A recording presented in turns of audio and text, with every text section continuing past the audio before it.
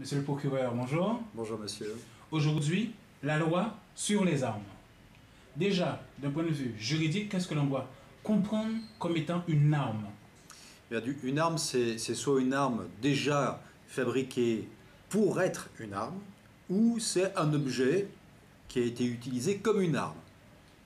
Donc, quand on se retrouve par exemple dans la rue à lancer un caillou sur quelqu'un, le caillou en soi, ça n'est pas une arme, mais quand il est utilisé de cette manière-là, ça devient une arme aux yeux de la loi. Et on peut, à ce moment-là, poursuivre par exemple cette personne pour des blessures qui ont été commises avec une arme. Un caillou, un bâton, n'importe quel projectile, un couteau de cuisine. Merci. Alors, maintenant, toujours d'un point de vue juridique, comment pouvons-nous différencier quand on parle de catégorie d'armes? En fait, il y a 7 catégories d'armes selon la loi, qui vont de la première jusqu'à la 7e, la première étant les armes les plus importantes, les armes de guerre, on va dire, et la dernière étant les armes, plutôt les armes ludiques, les armes pour le tir de jardin, par exemple. Première catégorie, ce sont les armes de poing. Deuxième catégorie, ce sont les armes de guerre lourdes, les chars d'assaut, vous voyez un petit peu, voilà. Troisième catégorie, c'est les armes chimiques de guerre. Quatrième catégorie, qui nous intéresse beaucoup, c'est les armes qui sont des armes longues à feu, avec plusieurs coups. Et ensuite, les autres catégories continuent à décliner les choses. On a 5e, 6e, 7e catégorie, et là-dedans se retrouvent les armes blanches, les armes de chasse, et, je terminais tout à l'heure par cela, les armes qui servent pour le sport ou pour la détente. C'est-à-dire les fusils à plomb. Les fusils à plomb, par exemple, tout à fait. D'accord. Alors, maintenant, qu'est-ce qui peut faire, si vous pouvez me donner quelques catégories, que quelqu'un puisse se retrouver en justice ou dans un tribunal en association avec le mot arme, justement? C'est le fait que selon la nature des armes, selon la catégorie des armes, on a le droit ou pas de les acquérir, on a le droit ou pas de les détenir, on a le droit ou pas de les porter sur soi, sur la voie publique. Voilà. Alors, on n'a par exemple jamais le droit de détenir un char d'assaut ou de détenir un porte-avions. C'est comme ça, mais ce sont des armes. Hein. Bien. Mais par contre, par exemple, pour un pistolet, pour un fusil de chasse, pour une carabine, sur certaines conditions, ça varie en fonction du nombre de coups qu'on peut tirer avec, etc. etc.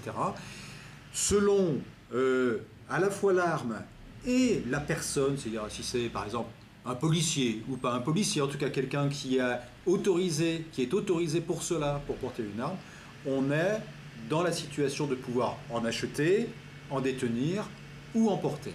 Et si on n'a pas ces autorisations-là, à ce moment-là, on se retrouve en infraction avec la loi, susceptible d'être poursuivi par le procureur quand on est pris avec ce genre d'objet. D'accord. Donc autant pour avoir, vous disiez, pour détenir une telle arme, on ne parle même pas de l'utilisation, il faut avoir une autorisation délivrée par le préfet. Oui. On parle bien des fusils de chasse. Par exemple, pour les fusils de chasse, tout à fait, il faut être autorisé. Il y a des conditions qui sont assez précises, je ne veux pas les détailler là. Enfin, grosso modo, pour avoir un fusil de chasse, il faut être chasseur. Voilà. Il faut être chasseur. C'est un fusil de chasse.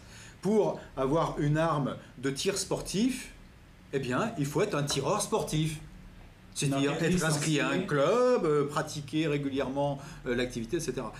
Pour avoir une arme de défense ou d'attaque, il faut avoir un métier ou une situation personnelle à risque, je dirais, qui justifie que le préfet, puisque c'est la décision du préfet, autorise ou pas telle personne à détenir ou à transporter ou à porter sur lui une arme de telle ou telle catégorie.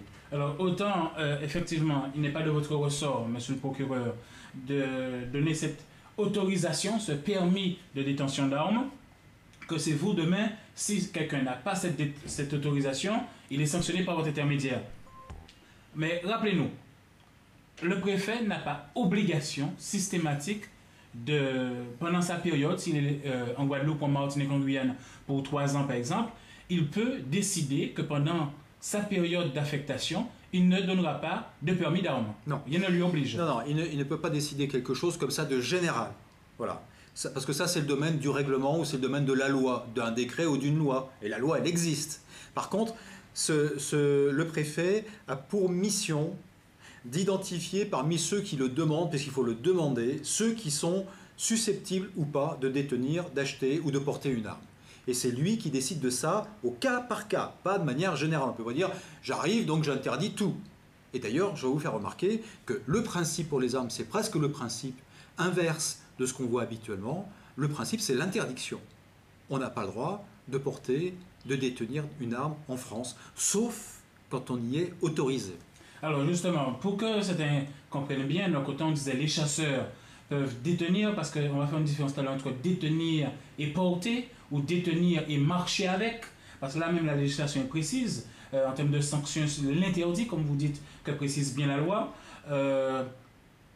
que j'ai même cru comprendre, déjà, les chasseurs ou les tireurs sportifs voulaient aussi vous rencontrer, mais peut-être que ce sera l'occasion, vous et le préfet, puisqu'il y a des choses, non pas qui ne vous concernent pas, mais qui ne seraient pas de votre ressort, où on ne renouvelle pas toujours, ou les délais pour qu'on leur donne l'autorisation de détenir une arme et qu'ils se retrouvent sans le vouloir hors la loi, puisqu'elle n'a pas été renouvelée ou elle n'est pas encore dans la situation légale, que j'ai même pu comprendre que des fois, pour que certains comprennent que ce n'est pas par rapport à vous en particulier, qu'on estime que vous êtes quelqu'un d'immoral et qu'on ne vous la donne pas, que même des policiers municipaux, un préfet a ce pouvoir de dire, dans le cadre de votre travail, vous pouvez avoir une arme, mais en dehors de votre travail, vous n'avez même pas l'autorisation en tant qu'individu d'avoir une arme chez vous. Ah, mais ça, c'est la situation de tous ceux qui sont autorisés à porter ou détenir une arme, c'est-à-dire que c'est pour un temps ou une occasion particulière, quand c'est des professionnels ou quand l'arme a une destination spéciale. Par exemple, les chasseurs. Mais les chasseurs, ils ont le droit de porter leur arme chargée dans la nature, enfin, donc sur la voie publique, quand ils sont en action de chasse. Mais quand ils ne sont pas en action de chasse, l'arme doit être démontée et déchargée. Et même pour aller plus loin. Pardonnez-moi, vous évoquiez les policiers tout à l'heure. Oui. Bien. La plupart des policiers, bon, il y a des régimes différents selon les missions de police, puisque tout le monde n'a pas des horaires forcément très très fixes, mais pour la mission traditionnelle du policier en tenue, par exemple, l'arme ne peut être portée que dans le cadre du service, pas en dehors du service. Voilà, donc ou même quelqu'un qui, autant pendant ce travail peut avoir une arme, peut ne pas avoir le droit d'en avoir une chez lui, ou le droit d'en posséder une dans sa voiture. Tout à fait. Voilà, c'est juste que chaque Guadeloupéen, Martiniquais ou Guyanais comprennent bien que ce n'est pas lui en particulier qu'on refuse, mais que même des policiers, des fois, n'ont pas le droit. Il y a un autre point qui est peut-être important, c'est que l'autorisation se fait aussi arme par arme. Puisque on peut par exemple être autorisé à avoir la détention d'un fusil, même de le porter en action de chasse, c'est pas pour autant qu'on est autorisé d'avoir un pistolet automatique. D'accord ? Voilà. Donc, on est autorisé non seulement la personne, mais on est autorisé aussi pour tel type d'arme. Et au cas par cas. Et cas par cas, et en plus pour un usage particulier pour certaines armes. Alors, faites-moi la différence, excusez-moi de la virgule. Maintenant, autant, même des professionnels peuvent ne pas avoir l'autorisation pour l'avoir chez eux. Même si vous avez l'autorisation pour un petit volume, vous n'êtes pas obligé d'en avoir un pour un autre. Mais aussi, excusez-nous, monsieur le procureur, alors autant l'être humain qui a ce permis, on emploie le mot détention, mais quelle différence entre le mot détention et le mot genre marcher avec une arme? C'est pas la même chose. Non, c'est pas la même chose du tout. Et d'ailleurs, on peut, dans certaines circonstances, être autorisé à détenir des armes chez soi, mais pas être autorisé à les porter, à marcher avec, comme vous disiez tout à l'heure, sur la voie publique. À les mettre dans sa voiture et rouler avec la voiture, l'arme dedans. Parce que, petite précision, avoir l'arme dans sa poche ou avoir l'arme dans sa voiture, c'est pareil, c'est du port d'arme. Et ça, c'est interdit. C'est interdit, sauf quand c'est autorisé par le préfet dans le cadre de la loi sur les armes. D'accord. Ce que je veux dire, est-ce que, pour que ceux qui ont le permis comprennent bien et que d'autres ne s'affolent pas, c'est pas parce que quelqu'un a le permis de détention d'armes que ça veut dire qu'il a le droit de marcher avec dans sa voiture, qu'il a le droit de l'avoir même derrière sa blouse, même si elle est cachée. Ça veut presque dire le contraire. C'est le contraire. Bien sûr, bien sûr. Chaque utilisation de l'arme, que ce soit une simple conservation, par exemple un collectionneur, ou que ce soit vraiment un port d'armes dans la rue, chaque fois, c'est une autorisation particulière, en fait une autorisation plus ou moins large qui est accordée par l'administration, par le préfet. Alors, et une dernière virgule, nous passons à une autre question. Aussi dans cette notion, même si on vous autorise à avoir une arme, je peux comprendre que cette arme, quand vous vous déplacez avec dans le cadre d'aller un tir sportif ou dans le contexte lié à cette autorisation, vous ne devez pas l'avoir à nu. Elle doit être dans une enveloppe, on doit retirer les balles. C'est ça, c'est ça. Quand c'est une arme de ce type-là, c'est-à-dire qui est pour un usage particulier, dans un cadre particulier, la chasse, le sport, on ne peut la mettre en œuvre, en quelque sorte, c'est-à-dire mettre des munitions à l'intérieur et la monter pour qu'elle puisse fonctionner, que quand on est sur le site où le sport, où la chasse est possible. Avant et après, c'est démontage et sortie de toutes les munitions. Alors, que dit la loi d'un point de vue pénal maintenant? Quand des personnes qui, partant du principe qu'ils ont un permis, marchent avec une arme à nu derrière leur veste, ou une arme déjà chargée et voire même une balle déjà prête, que ce soit dans le fusil de chasse ou dans le fusil d'une arme normalement réservée au tir sportif. C'est très simple. Voilà ce que dit la loi. Je marche tout seul dans la rue avec un pistolet ou un fusil chargé, c'est 5 ans d'emprisonnement encouru. Autorisation ou pas? Si je suis avec quelqu'un d'autre, qui en plus lui aussi pourrait être armé, c'est 10 ans. 10 ans d'emprisonnement. Enfin, pour chacun. Pour chacun. C'est pas de la plaisanterie. Vous voyez que c'est des infractions qui sont excessivement graves, qui sont particulièrement sanctionnées par la loi, simplement parce qu'une arme, c'est pas n'importe quoi. Une arme, c'est quelque chose de particulièrement dangereux et qui ne peut pas être détourné de l'usage précis pour lequel sa détention a été autorisée. Alors, je m'excuse, monsieur le procureur, si des fois j'ai l'impression, je vous répète les choses, c'est qu'il y a des personnes qui vivent des situations, et comme je vous le dis souvent lors des émissions, d'autres estiment la loi par charisme. C'est-à-dire parce que j'ai un charisme, je connais la loi mieux que vous. Une personne qui nous dirait, à travers cette écoute aujourd'hui, dire que moi, une fois, pour me faire peur, quelqu'un m'a dit que j'ai le permis de port d'armes et m'a montré l'arme dans le but de me faire peur, dans le but de me menacer, dans le but de restreindre ma vie par cette notion, je sais qu'il a une arme, je sais qu'il a une autorisation, donc me laisser comprendre qu'il aurait aussi l'autorisation de l'utiliser. Je vais essayer de répondre vraiment sérieusement et simplement à la question. Être autorisé à porter une arme, ça n'est pas être autorisé à menacer qui que ce soit avec cette arme. C'est simplement être autorisé à la porter. Voilà. Alors, à partir du moment où on fait un usage de cette arme, un usage en tirant ou simplement en menaçant, voire même en la montrant avec un air menaçant. C'est un usage d'arme, on change complètement de catégorie, et là, ce n'est pas l'administration qui autorise l'usage des armes. Bien. C'est chacun doit réfléchir à la manière dont il peut l'utiliser. La plupart du temps, on a le droit d'utiliser une arme de défense parce qu'on est en train de se défendre contre une agression. Et en plus, cette défense, elle doit être proportionnelle à l'agression. Donc vous voyez que l'usage des armes, c'est quelque chose de particulièrement compliqué, qui est très très encadré lui aussi par la loi, que ce soit de la part des professionnels, des policiers, des gendarmes, des militaires bien sûr, ou que ce soit de la part des personnes qui, à un autre titre, sont autorisées à porter des armes. Alors justement, tout à l'heure nous disions, le simple fait de détenir une arme et qu'on n'ait pas l'autorisation, dans la rue, sous une veste, c'est 5 ans. Le fait d'être accompagné d'une personne qui en aurait une, en tout cas qui a un... D'être à plusieurs, c'est ça. C'est déjà 10 ans. 10 ans. Quelqu'un qui vous menace ou qui cherche à vous impressionner avec une arme, c'est quoi? Ça dépend des circonstances, mais enfin c'est au moins 3 ans d'emprisonnement encouru.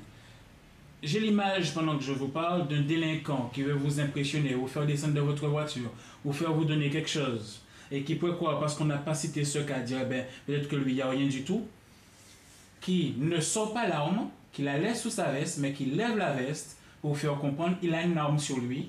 Donc c'est à vous à donner tout ce qu'il a donné, que ce soit viol, que ce soit argent. Ça ne change rien, parce qu'on est vraiment dans le cadre de la menace avec arme. Je vais vous donner un exemple, ce qu'on appelle les vols à main armée. Eh bien, un vol à main armée, c'est effectuer un vol avec une arme qui a été brandie de manière apparente ou non. Ou non. C'est-à-dire, simplement, le fait d'être porteur d'une arme tout en volant, c'est déjà un vol à main armée. Alors là, on n'est plus dans les 10 ans, hein. On est dans les 20 ans de réclusion criminelle, c'est la cour d'assises, normalement.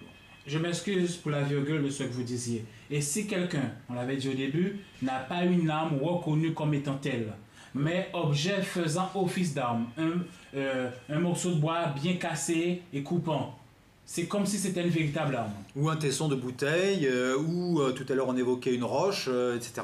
Bien sûr, c'est une arme, c'est la même chose. Le jour du tribunal, elle ne pourra pas dire non, non, non, c'était un morceau de bois que j'avais dans ma main. Ah ben, s'il a servi à taper quelqu'un d'autre, ça c'est clairement pas un morceau de bois que j'avais dans ma main, juste pour m'aider à marcher, parce que j'avais un petit peu mal aux pieds, hein, ça c'est sûr. Donc nous pouvons rassurer ceux qui nous regardent qui, si hier ou demain se retrouvent être agressés dans des coins sombres avec des bâtons, de manière à vous impressionner, du moment qu'il y a la motivation d'impressionner, c'est désormais aux yeux de la loi une arme. Tout à fait.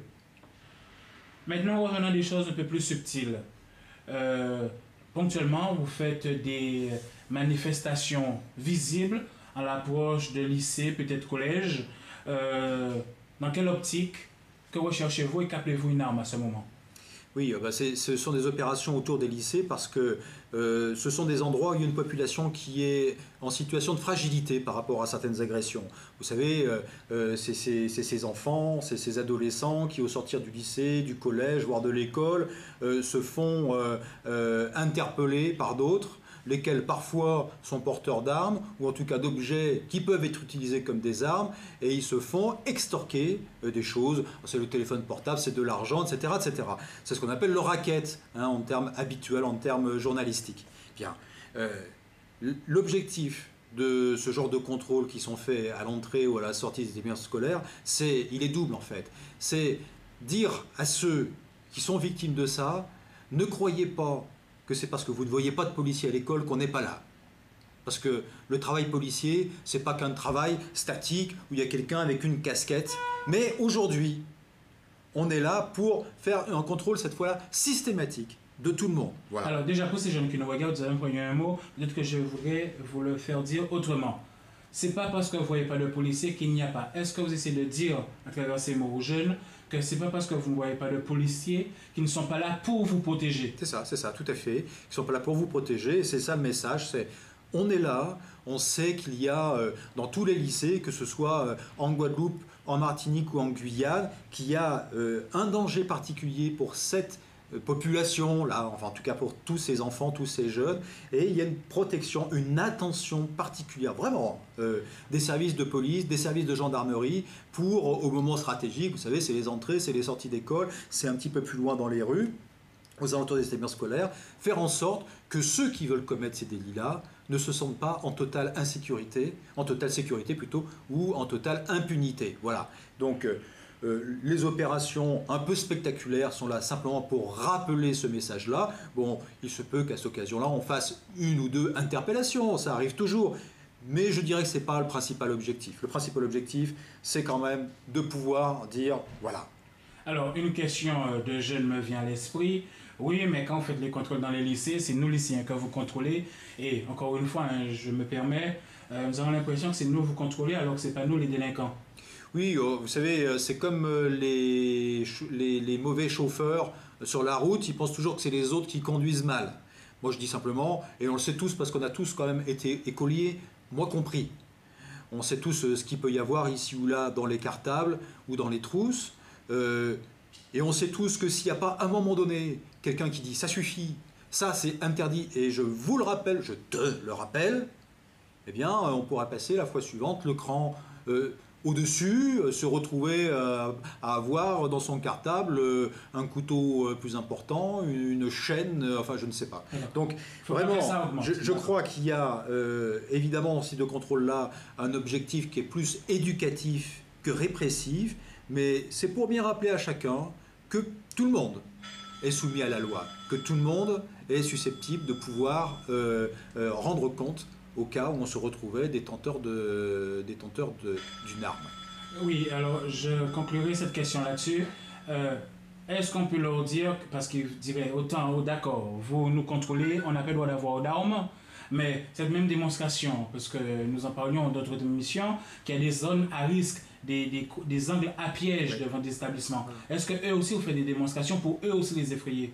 Oui, c'est un travail qui est un petit peu différent de l'opération qu'on fait très visible devant l'établissement. Parce que c'est forcément un travail de surveillance, de traitement de renseignements, et ensuite on va chercher les gens, ils sont identifiés, donc c'est un travail différent. On ne peut pas venir, j'allais dire, comme ça, avec la cavalerie, quoi. pour interpeller ces personnes-là. Parce que eux, ils sont attentifs, eux, ils savent voir, parce que, je vais dire, c'est presque leur métier pour certains d'entre eux, ils savent très bien voir qu'ils vont avoir des ennuis quand ils voient passer des policiers, donc ils ne viennent pas. Donc c'est un travail d'une autre nature qu'on fait par rapport à cela. L'objectif, c'est aussi de dire aux lycéens, aux braves petits jeunes gens, choisissez le bon côté. Ne rentrez pas dans quelque chose qui pourrait vous entraîner à commettre des infractions ou des délits qui sont graves, parce que tous nos jeunes sont, on le sait, influençables aussi.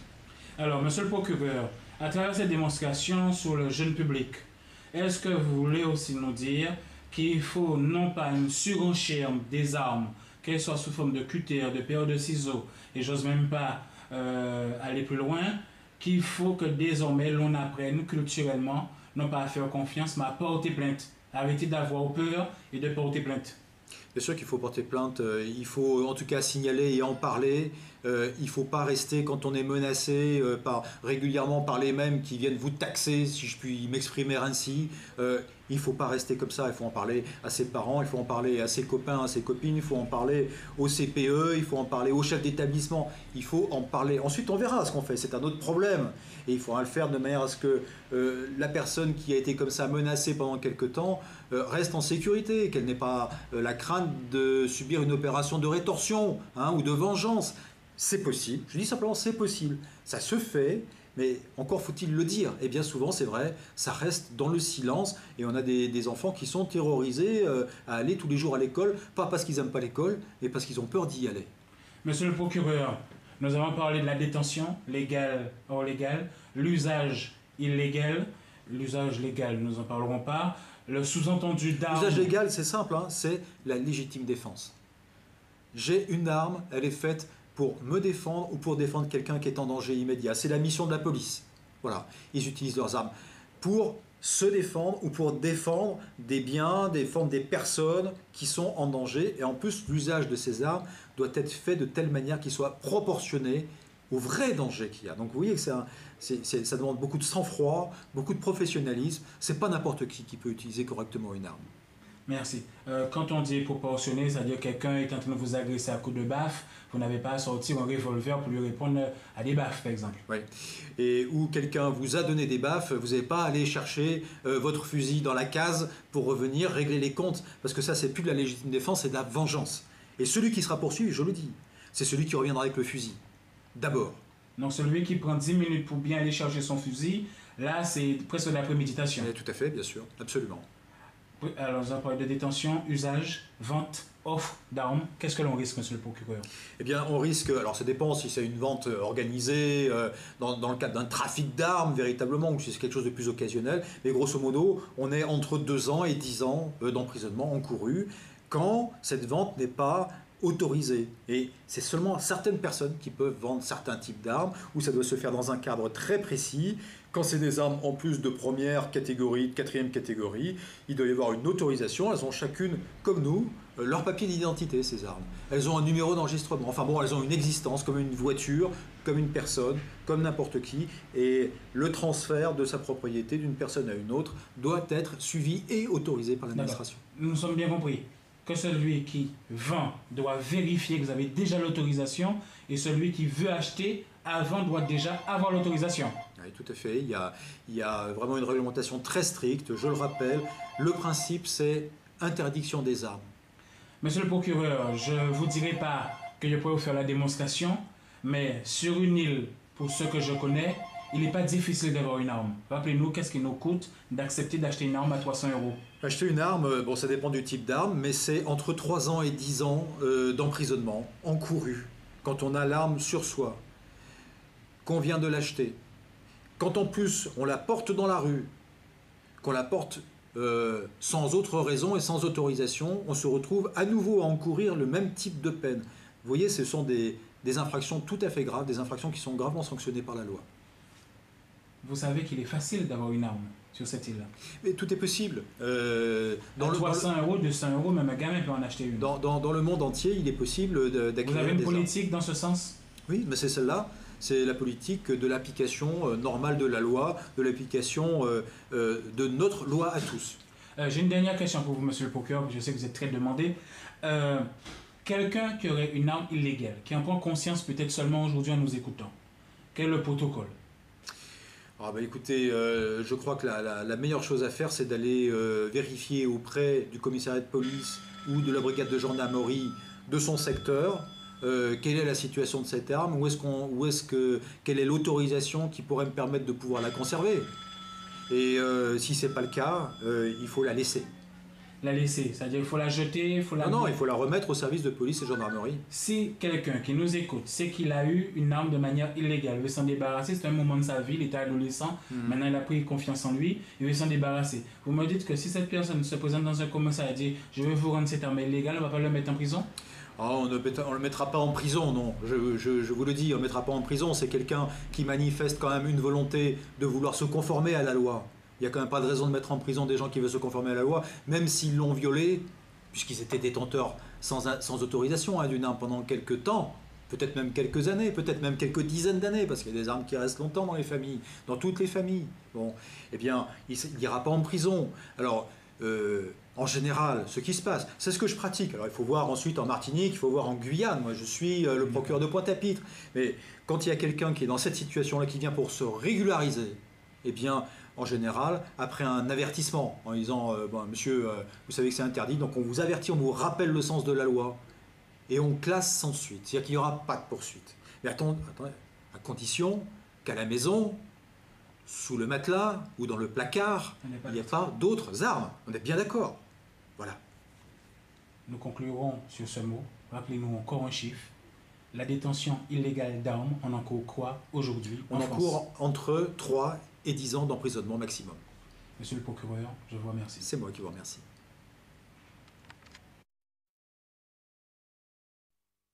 Selon la loi, qui vont de la première jusqu'à la 7e, la première étant les armes les plus importantes, les armes de guerre, on va dire, et la dernière étant plutôt les armes ludiques, les armes pour le tir de jardin, par exemple.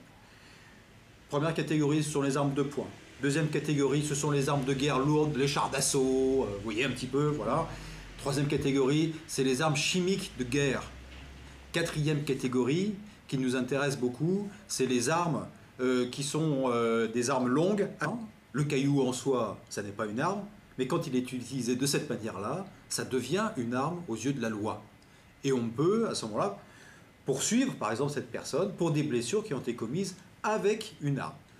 Un caillou, un bâton, n'importe quel projectile, un couteau de cuisine.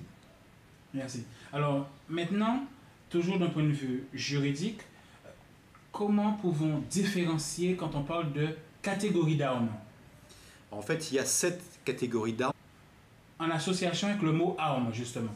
C'est le fait que selon la nature des armes, selon la catégorie des armes, on a le droit ou pas de les acquérir, on a le droit ou pas de les détenir, on a le droit ou pas de les porter sur soi, sur la voie publique. Voilà. Alors, on n'a par exemple jamais le droit de détenir un char d'assaut ou de détenir un porte-avions.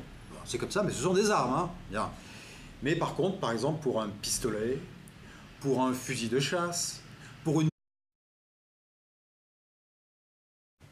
Monsieur le procureur, bonjour. Bonjour, monsieur. Aujourd'hui, la loi sur les armes. Déjà, d'un point de vue juridique, qu'est-ce que l'on doit comprendre comme étant une arme? Une arme, c'est soit une arme déjà fabriquée pour être une arme, ou c'est un objet qui a été utilisé comme une arme. Donc, quand on se retrouve par exemple dans la rue à lancer un caillou sur quelqu'un, à feu, avec plusieurs coups, et ensuite les autres catégories continuent à décliner les choses. On a 5e, 6e, 7e catégorie, et là-dedans se retrouvent les armes blanches, les armes de chasse, et, je terminais tout à l'heure par cela, les armes qui servent pour le sport ou pour la détente. C'est-à-dire les fusils à plomb. Les fusils à plomb, par exemple, tout à fait. D'accord. Alors, maintenant, qu'est-ce qui peut faire, si vous me donnez quelques catégories, que quelqu'un puisse se retrouver en justice ou dans un tribunal